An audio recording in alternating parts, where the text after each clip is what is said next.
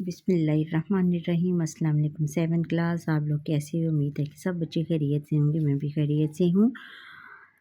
ہم نے آپ کی اردو کی بک شروع کی ہوئی ہے جس میں ہم نے کرپشن اور اس کا خاتمہ کے مشقی سوالات کیے تھے۔ آج باقی ماندہ کر لیتے ہیں۔ سوال نمبر 4 ہے کہ سبق کے متن کے مطابق خالی جگہ پر کریں۔ الف ہے کہ در حقیقت ڈیش کا دائرہ کار اس سے کہیں زیادہ وسیع ہے۔ در حقیقت بدعنوانی کا دائرہ کار اس سے کہیں زیادہ وسیع ہے۔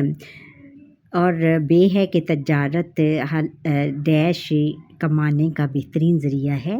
تجارت حلال روزی کمانے کا بہترین ذریعہ ہے اور بہترین تجارت کے لیے ڈیش کے سنہری اصولوں پر عمل پیرا ہو۔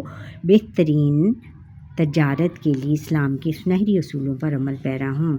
قسمیں کھا کر یا ڈیش کر کے مال نہ بیچیے، قسمیں کھا کر چھوٹی اور یا جھوٹی تعریف کر کے مال نہ بیچیے۔ پھر ہے حکومتی سطح پر سخت سے سخت ڈیش بنائے جائیں، سخت سے سخت قوانین بنائے جائیں۔ اللہ تعالیٰ ملک پاکستان کو ڈیش سے محفوظ رکھے، آمین۔ ہر برائی سے محفوظ رکھے۔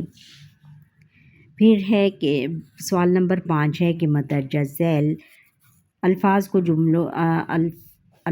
جملوں میں اس طرح استعمال کریں کہ ان کے معنی واضح ہو جائیں۔ بچوں ہم ادھر سے کریں گے۔ الفاظ اور جملے سنگین۔ کرونا وائرس نے پورے پاکستان میں سنگین صورتحال پیدا کر دی تھی۔ مہذب قومیں ہمیشہ کرپشن کی روک تھام میں نمایاں کردار ادا کرتے ہیں۔ عمل پیرا ہمیں کرپشن کے خاتمے کے لیے قرآن و حدیث پر عمل پیرا ہونا چاہیے۔ راسخ پاکستان میں اسلامی نظام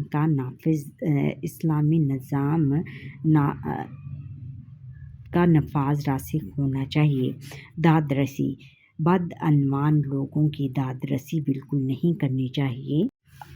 اب بچوں سوال نمبر 6 ہے کہ آپ کے خیال میں کرپشن میں کس طرح کی کمی کی لائی جا سکتی ہے۔ مختلف ذرائع وسائل جرائد، ٹیلی ویژن، انٹرنیٹ وغیرہ سے معلومات جمع کریں اور ساتھی طلباء سے اس کا پر تبادلہ خیال کریں۔ یہ آپ کے کلاس روم میں کرنے والا کام ہے۔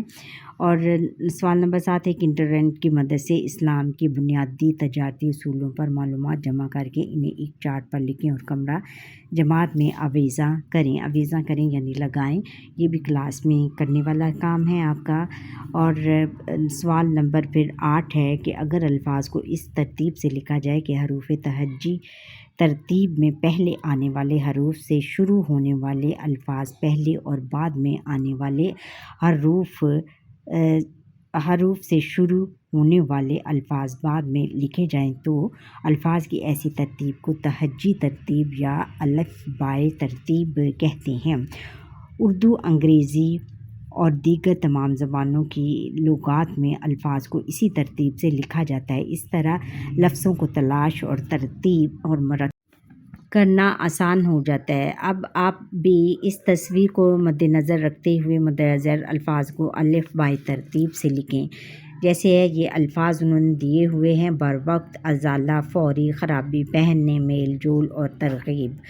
اس میں آئے گا، سب سے پہلے آئے گا ازالہ، بروقت، پہننے، ترغیب اور خرابی، فوری اور میل جول۔ یہ ہو گیا۔ اب اردو میں استعمال ہونے والے 20 الفاظ لکھیے جو در حقیقت انگریزی زبان کے ہیں، جیسے لاؤڈ اسپیکر، موبائل فون اور اسکول وغیرہ۔ اس کا جواب ہم ادھر سے دیں گے کہ انگریزی اور اردو میں استعمال ہونے والے الفاظ درج ذیل ہیں: television, telephone, television, telegram, email, basketball, cricket, hockey, football اور mouse, computer, monitor, keyboard, receiver, college, degree, university, library, principal, headmaster, cycle, deputy اور inspector. اب متضاد الفاظ۔ مندرجہ ذیل عبارت کو غور سے پڑھیں۔ ہر انسان کو بھوک بھی لگتی ہے اور پیاس بھی، ہمیں خوشی بھی ملتی ہے اور غم بھی۔ یہ جو سرکل کیے ہوئے ہیں یہ دیکھیں، بھوک کا کیا ہے؟ پیاس ہے۔ یہ بھوک کا متضاد کیا ہے؟ پیاس. اور ہمیں خوشی بھی ملتی ہے اور غم بھی.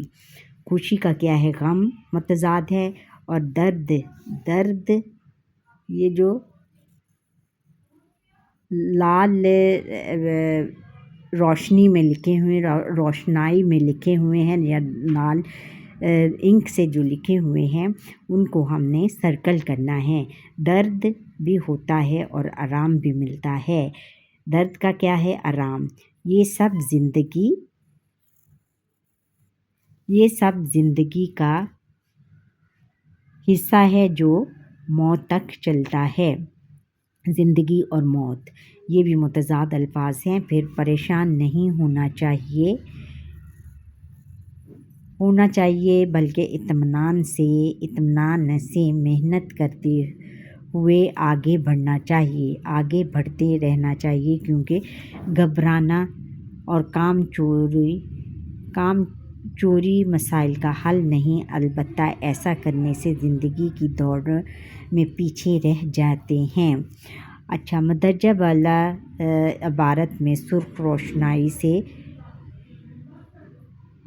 روشنائی سے لکھے گئے الفاظ کے معنی کسی متعلقہ لغت سے تلاش کریں. آپ کو معلوم ہوگا کہ ان میں سے کچھ ایک دوسرے کے الٹ معنی رکھتے ہیں.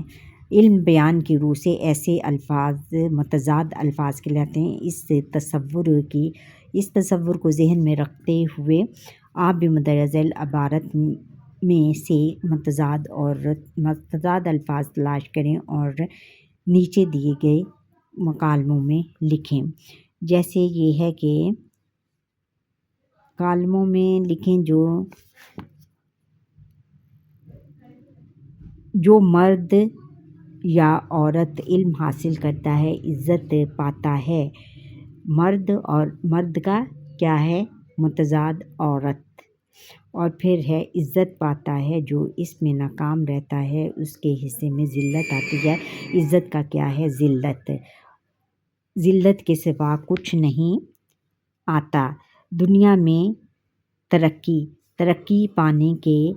پانے والی قوموں کے علم کو اپنا اوڑھنا بچھونا. اوڑھنا کا کیا ہے؟ اور اوڑھنا بچھونا یہ بھی ایک دوسرے کے متضاد ہیں.